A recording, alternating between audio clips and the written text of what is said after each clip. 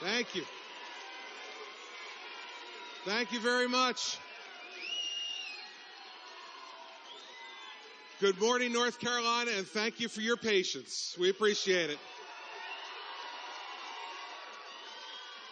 Some fog here this morning, closed the airport, so we had to circle around a whole lot and then drive from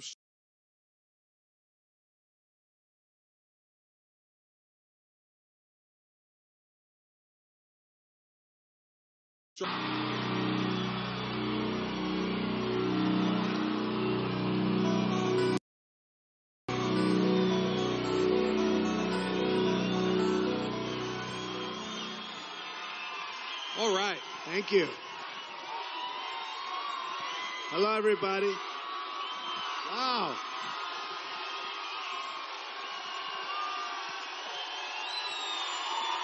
Thank you.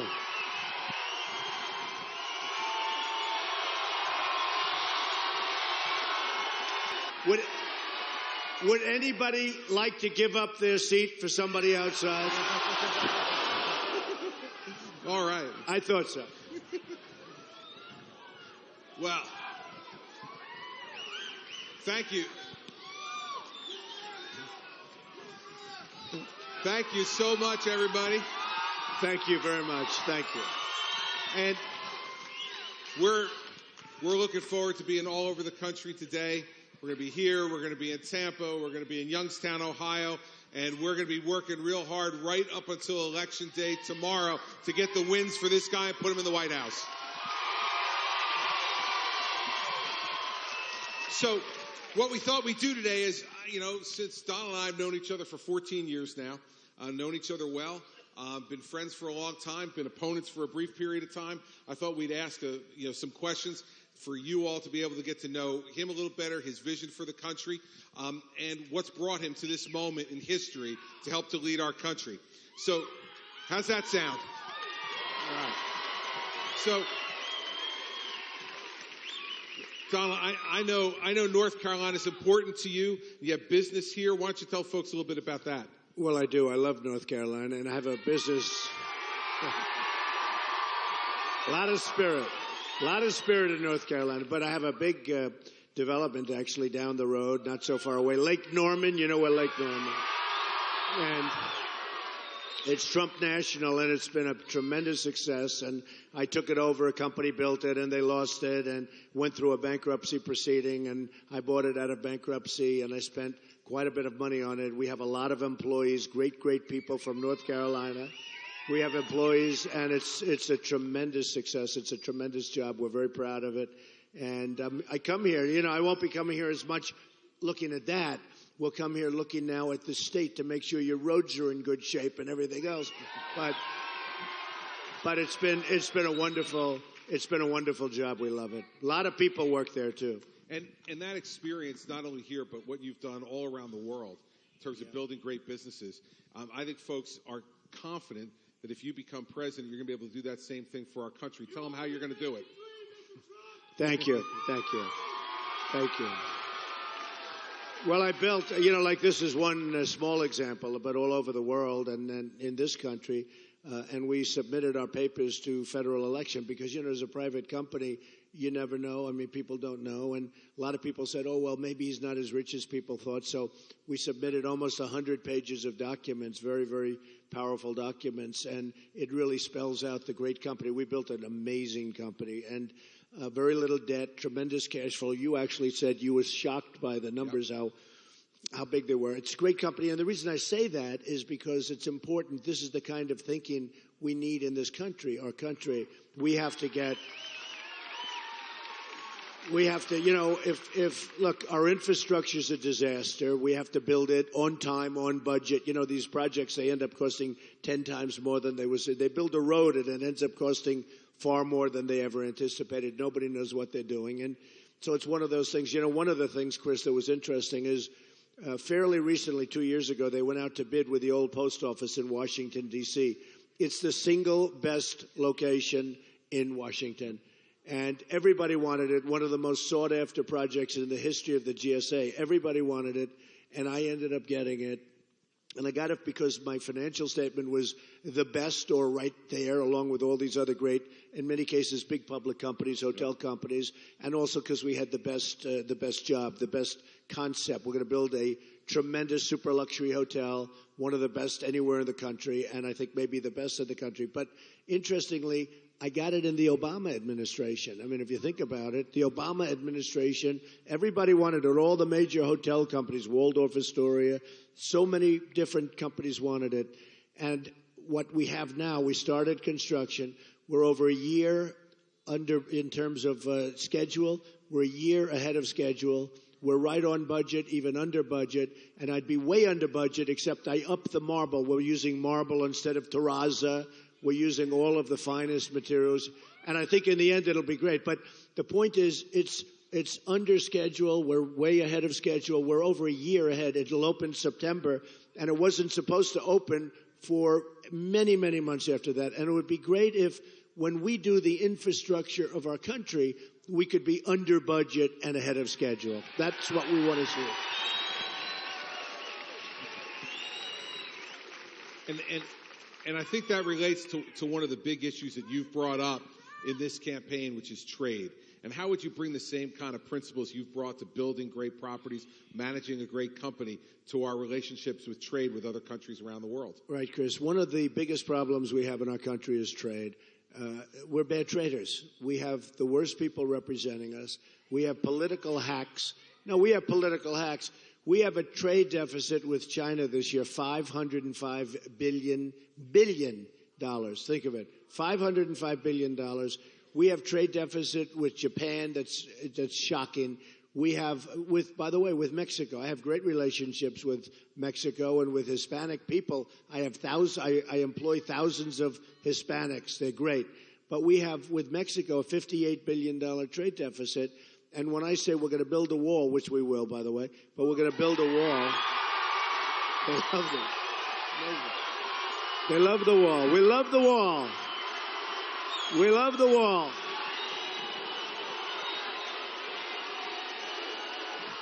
We're going to build a wall, folks. We're going to build a wall. Are you ready? Who's going to pay for the wall?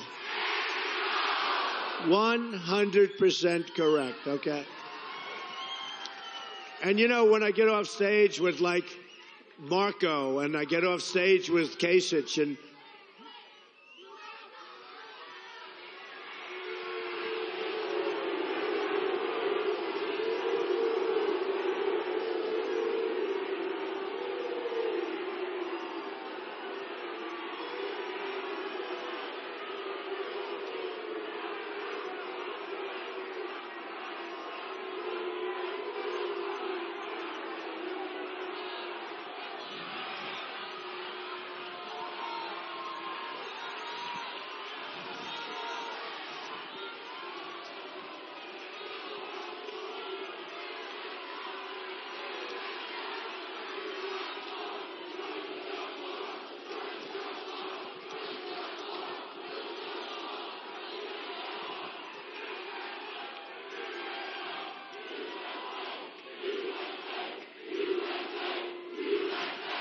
USA, USA, USA.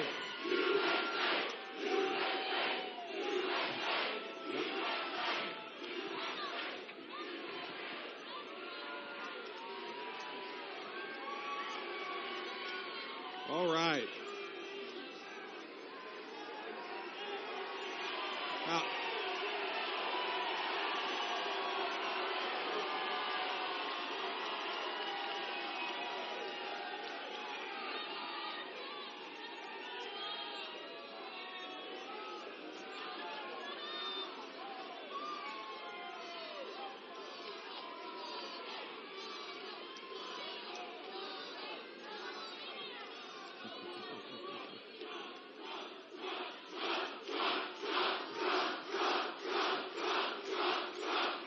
Thank you.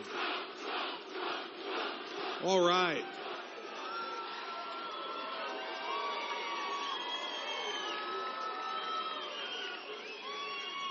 You know, it is amazing, though. We have rallies. We have tremendous rallies, sometimes 25, 30,000.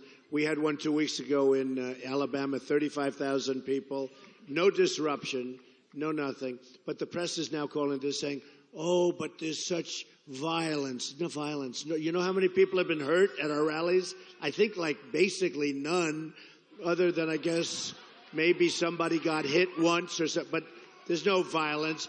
And you know, in Chicago, we canceled because I didn't want to see it. I mean, this huge group of people formed, like 3,000. We're going to have 25,000 people in Chicago. And they've given me a lot of credit, Chris, because rather than having the rally and having people fighting, because we feel great. The people that are supporters of Donald Trump want to see America be great again. That's what it is. That's what it is. I mean, it's simple. So rather than fighting in Chicago, I did something that was a good move, a good decision, because I don't want to see anybody be hurt. And what happened is, and we've been given so much credit for that decision, nobody hurt, nobody, no problem, went away. But because of that, people say, well, is there violence? There's no violence. There's love fests. These are love fests. And every once in a while, I mean, sometimes, like you just had, somebody will stand up and say something, and the police, who are so great, by the way, in all cases, I mean, they're great. But somebody will stand up and they'll say something, and a lot of times they're kids and they don't know where they're coming from, and they'll have a Bernie sign. Bernie's going nowhere, you know that. But they'll have a Bernie sign. Probably given to them by Bernie. I mean, they're the Bernie signs, the exact, they're made by machine. They're made the same signs that you see. And, possibly or probably given them by Bernie's people. But it's a little disruption. But there's no violence. There's none whatsoever. And I'll tell you what, we go, and these things are so incredible. It's a movement, and it's a love fest, and we love each other, and we're going to do so well. And by the way, before we forget, Chris, so important tomorrow, North Carolina, you have to go out and vote. Yep. Have to vote. But there's a lot of anger. And there's anger, Chris, at incompetence. There's anger when you look at the trade deals. There's anger when you look at our military where we can't beat ISIS. We can't beat ISIS. And, there's anger at the fact that America, the United States, it doesn't win anymore. We don't win on trade. We don't win with the military. We can't take care of our vets, who are so important. We're going to take care of our vets. Education is a disaster. Education. Common Core we're getting rid of, by the way. We're going to bring education locally. But you just look at it. You just look at it. They're chopping away at the Second Amendment. We're not going to let that happen anymore. We're not going to let it happen. And I have to tell you, health care, Obamacare is a disaster. We're going to repeal and replace it. We're going to repeal it and replace it. But Chris, a certain governor got up and spoke after a presidential address and sort of alluded to the anger. And the next night I was in a debate, one of the debates. They say I've won every debate. I think I have. I think if I didn't, we wouldn't be here today, right? I would have been like the other people, out. But the question was, it was Nikki Haley, and she said, well, there's great anger, like it's a bad thing. And they asked me during the debate, Nikki Haley said that you and a lot of your supporters have great anger. Now, I'm supposed to say, oh, no, we don't have anger. We're wonderful people. We're so happy with the way the country's run. I said, wait a minute. I'm going to tell the truth. I said, yes, I'm angry. Yes, the millions of people that are supporting Trump, and I'm supporting them, we're all angry because we're tired of a government that is run incompetently. We have incompetent people running our country. And I said, we're tired of the Iran deal, where we give Iran, a terrorist state, we give Iran $150 billion. We have prisoners in there for years. We should have never even started that negotiation until those prisoners were released. That I can tell you. So rather than doing the politically correct answer where I say, well, no, we're not angry, everything's just, peaches, I said, We're very upset. We're very angry with the way our country is being run. And let me tell you, we're going to make changes. We're going to make this country so great again. But it's an embarrassment. I have friends from China. I have friends from Mexico. I have friends from Japan. They can't believe what they get away with. They can't even believe it themselves. We're like the whipping post for the whole world, whether it's in trade, no matter what it is. So we're going to go from the not-so-smart people. I want to say beyond that, but I'm not going to. We're going to go to the really smart people. We're going to go to the brilliant people. We're going to be respected again as a country. We're not respected at all right now.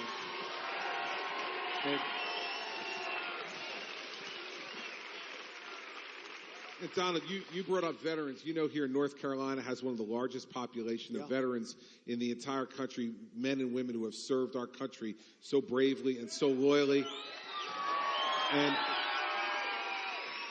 you mentioned, but you should talk about the plans you have for our veterans, because I know not only as a candidate, but before that, you were a great supporter of our veterans. Well, I've had great support. They've also supported me, and I love the veterans. They're the most incredible people. They're our great people, and they're not being taken care of correctly. And illegal immigrants are getting better services and better care in many cases than the veterans, okay?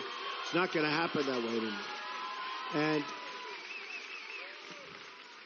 you know, I've seen, and I've really, and it really started with the veterans probably more in New Hampshire than any other place, which I won big, which we won in a landslide. We've won a lot of them in landslides.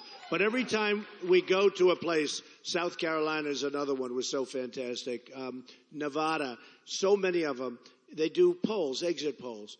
And I win with the veterans so easily because they're so disgusted with what's happening. Now, in all fairness, we win with women. Oh, that's so good. We win with women.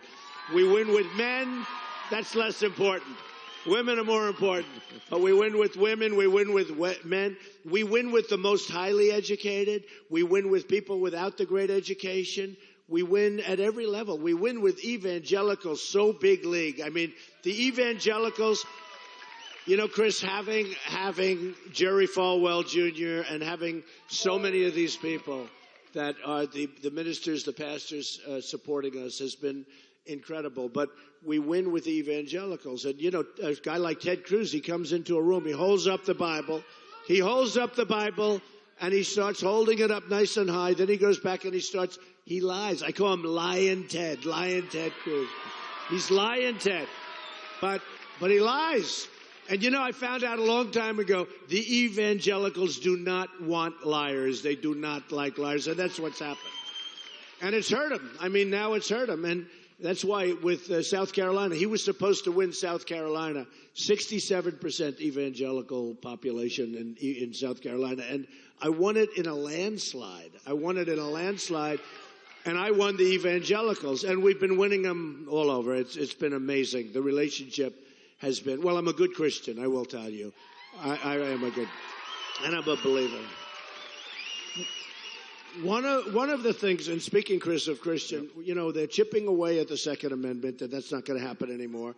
And they're chipping away at Christianity, folks. They're chipping away big league at Christianity. And I had a meeting with a lot of the pastors, and by the way, our pastor who was just up here was so incredible. He was at one of the meetings. He was so great. He did a good job. I don't know if he's back there. Maybe he's in the audience. He didn't know I was going to bring him back on, but that's okay. But we had a meeting with about 40 pastors, ministers, and I said, why is it that Christianity seems to be taken advantage of? With other religions, with other places, if you said things that you couldn't do it. You can almost say whatever you want about Christianity. These are great people. These are great ministers. These are really strong people, smart people, really good people. And they said, you know, Mr. Trump, the problem we have is when we do endorsements and when we do other things, they're so concerned, we lose our tax-exempt status. And this was passed during the Lyndon Johnson years. They passed it. Lyndon Johnson passed it. And basically, I said to him, so that means that you were in Trump Tower. I said, that means that you have less power in a certain way than the man walking down the street because they've taken the power away. And I said, how many Christians do you have? And we sort of all determined together 260 million Christians in this country. I said, that means you're bigger than women and bigger than men. That means you're the biggest group in the United States. That means you're the most powerful group, potentially. But think of it. But they don't use their power because they're afraid to use their power, Chris, because they're going to lose their tax-exempt status. So I told them right then and there, I said, and I've seen it because we're being chopped. Hey, look, we're going to say Merry Christmas again at Christmas time, folks. Remember that, okay? Remember. So I really mean that. You go into stores now, it's Christmas, and you don't see Merry Christmas anymore. Even if you say Merry Christmas and Happy Holiday for people, and everybody wants it. I have many friends that aren't Christian, and they like to say Merry Christmas. I mean, everybody likes it. The stores don't put it up anymore. So I said to the group of pastors and ministers, I said, look, if I win, we're going to work really hard. We're going to get rid of that restriction because Christianity should be able to have some power and some strength. They shouldn't be shy. They shouldn't be, because I really mean it. Things can be said about Christianity that if you say it about something else, it's like you can't even think about saying it. It's not going to happen anymore, folks. We're going to bring it up. We're going to bring it up big, and it's going to be a big difference because these are great people, and their voice is being taken away, and we're going to give their voice back to them, okay?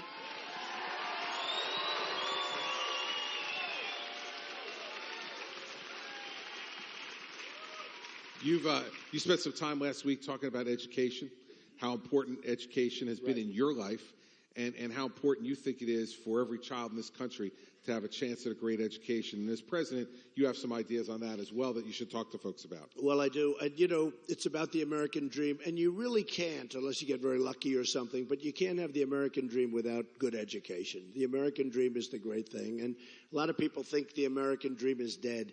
And I would say the American dream is dead, but if we win, we're going to make it bigger and better and stronger than ever before. Remember that.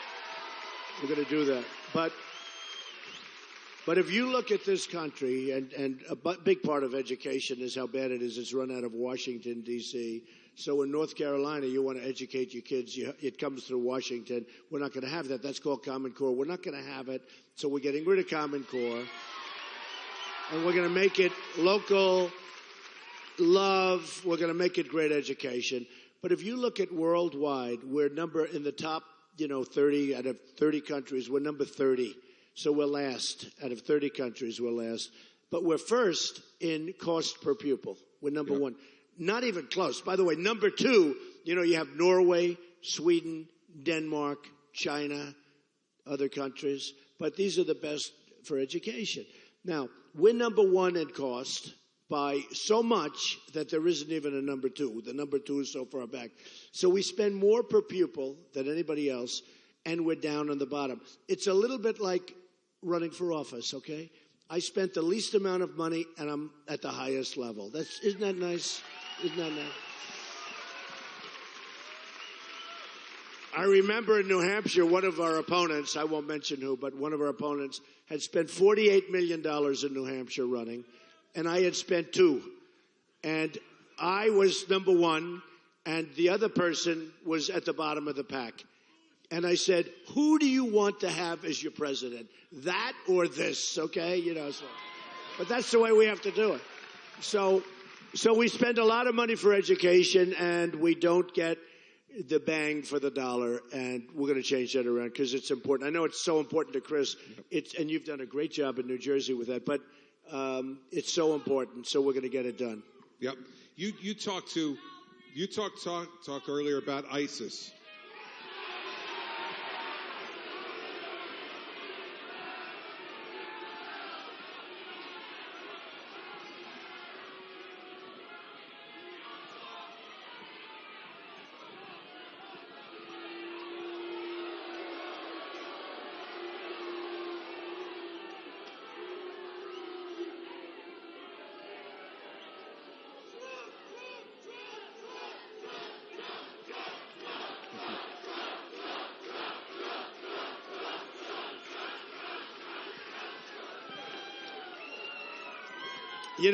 It's very interesting, and it's fine. Let him go. He'll go back home to mom, and she'll be angry at him. But little Marco Rubio had an event 2 days ago. And he has very small crowds, right? But he had this small crowd, and a guy stood up like that. Because it happens to everybody. You know, they stand up. That's what they do. And they're disruptors, but they stand up. It happens to everybody. They don't report them when it happens to somebody else. With me, everybody gets reported. They'll say, oh, big deal.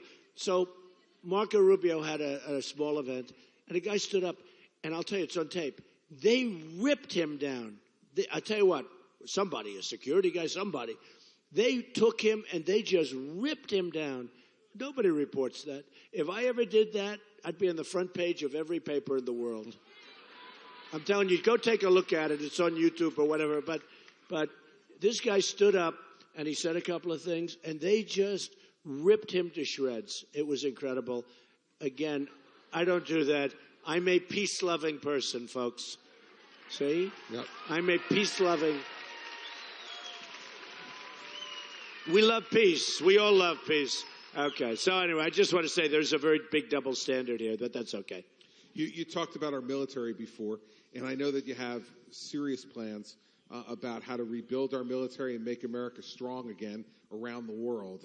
And people here in North Carolina are real supporters of our military, and they want to. Yep.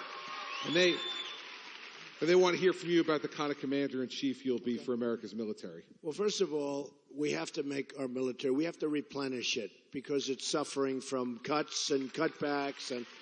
And you know, in a certain way, folks, it's the cheapest thing we can do because I'm going to make our military so strong, so powerful, that nobody's ever even going to talk about messing with us, okay? It's the cheapest thing.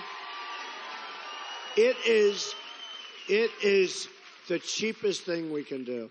And we're going to go in. We have to get ISIS. We've got to get them out. You know, they're chopping off heads. We're going to get them out. We're going to get them out. We're going to get them out. I mean, just think of the great generals, MacArthur and you know, Patton and some of these great, more modern generals. Think of them. Think of the old-time generals. Think about that. But when you look at what we do, we don't fight. It's almost like we don't fight to win. We don't fight. I've been saying hit the oil for years. Most of you have been listening. And for years I've been saying, take the oil.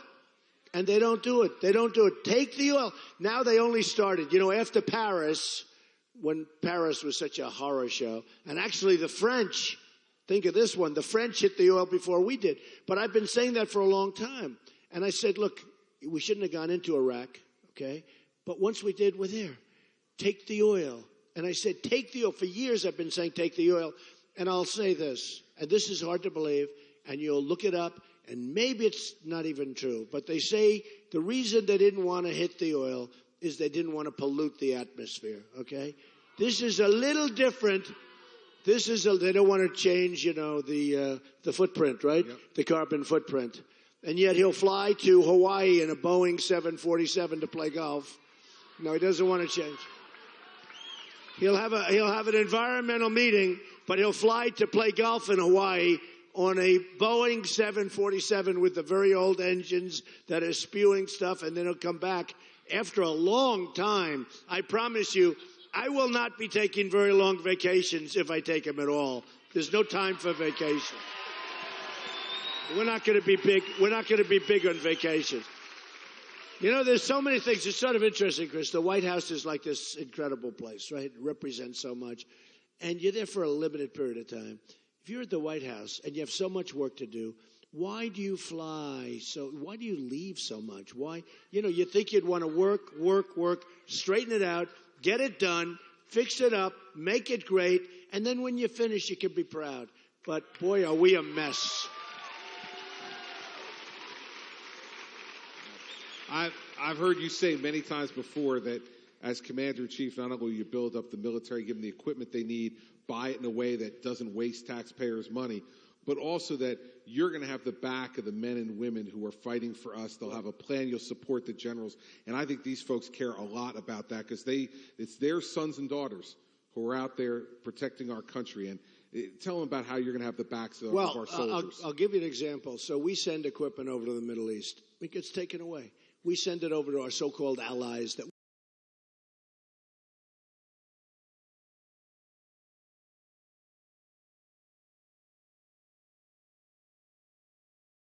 they're fighting against Syria.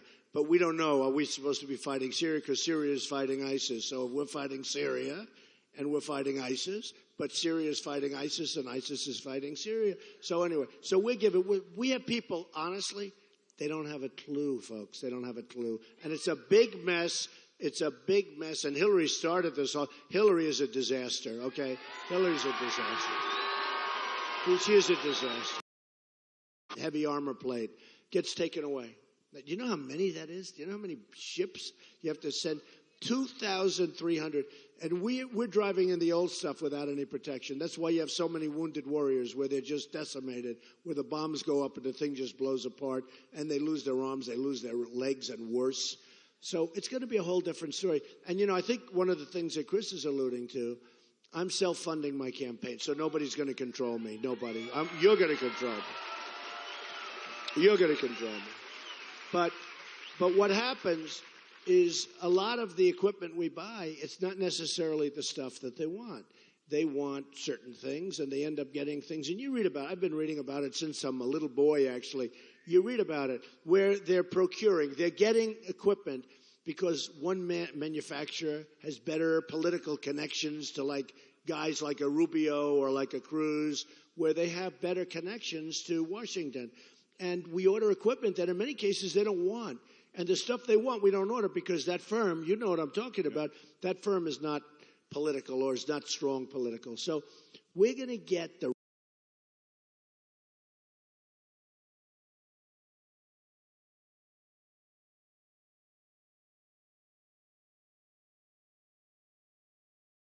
stuff the generals and the soldiers want. And we're going to build up our military, and we're going to have a really ready and brilliant military that hopefully we'll never have to use. Look, I didn't want to go into Iraq. I was against going into Iraq. Somebody said, Donald with his, he's a strong guy with the trigger. Let me tell you something. I'm the least guy in terms of that. But we have to be prepared. We have to be prepared. We're not even prepared. When General Ordiano left, he was on one of the shows, which I hate to see that he's on a show, to be honest, because I don't like our generals, even if they're leaving being on a show. And I didn't like what he said. He said we have a level of unpreparedness that he's never seen before. And I think he means going back hundreds of years. I mean, I think he actually was talking about we're the least prepared that the country's ever been. Now, number one, it's good. I like to hear that only from the standpoint that we have to know to fix it.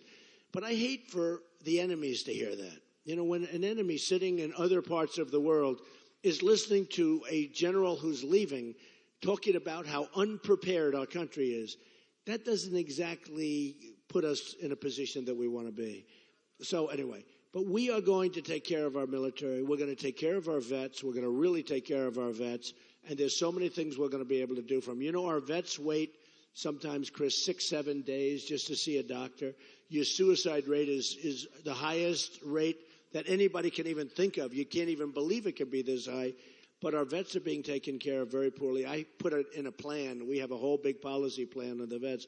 But one of the things we're going to do, if somebody's got to wait 6 days to see a doctor, where a simple pill or a shot or maybe a simple procedure can take care of them, instead they're virtually dying, it's not going to happen anymore. We're going to get that so that those people can go see a local doctor. Those people can go into a local hospital. They'll take care. By the way, we'll pay for it. It's going to be much cheaper, and people aren't going to be dying. They're not going to be dying. Yep. And now I know I've heard this, and I know you've heard it too. Hillary Clinton says that there is no crisis at the VA, that there is no problem at the VA. That's because she doesn't have to go to the VA to get her medical care.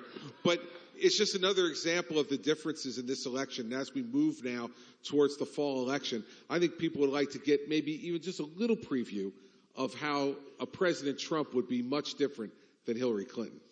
Well, first of all, she did say that. She said there's no problem with the VA. And when I heard that, it was, to me, incredible. Now, a little bit later, then she corrected her statement. But you know what she means. She means there's no problem. Look, she doesn't have the strength and she doesn't have the energy to be president. I can tell you that. There's no... And I'll say it loud and clear, and it doesn't make any difference. Because you know what? I don't need to be doing this. Honestly, people said, why are you doing this? I have this great life. I'm doing it because of the fact that this country has been so good to me. And this country's in serious, serious trouble. 19 trillion in debt, soon to be 21 trillion in debt because of the ridiculous budgets that were passed over the last 3 months. And I'm doing it because I want to, it's called giving back. I am really giving back. I am all over the place. We see what I've learned, Chris, the people in our country are unbelievable. And I want to see Apple products made in this country, not in China. And we're going to see it. And we're going to see it. So, a case I give all the time is Carrier and Ford and Nabisco and all these companies that are moving out. You have it too from here. I mean, from North Carolina, your businesses have been devastated by right? Is that correct? They've been devastated. You know where they've been devastated? By people that are incompetent on trade deals. Your people are leaving.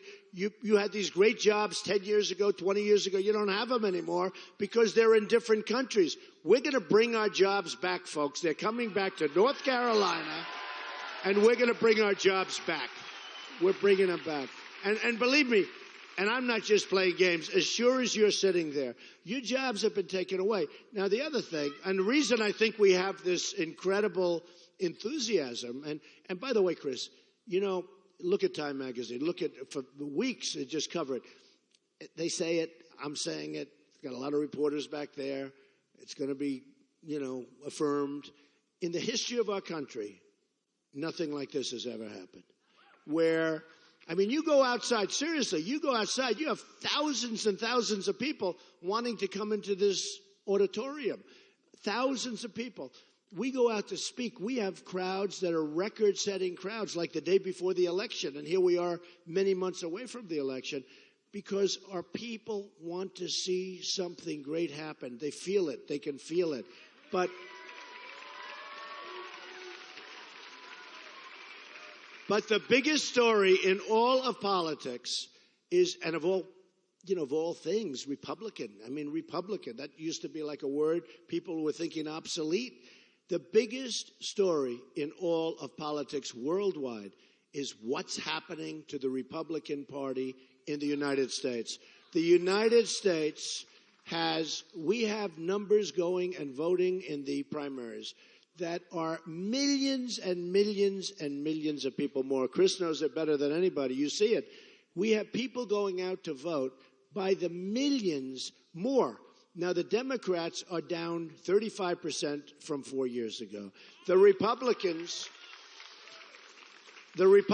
because who's going to vote for Hillary or Bernie? There's nothing exciting there, honestly.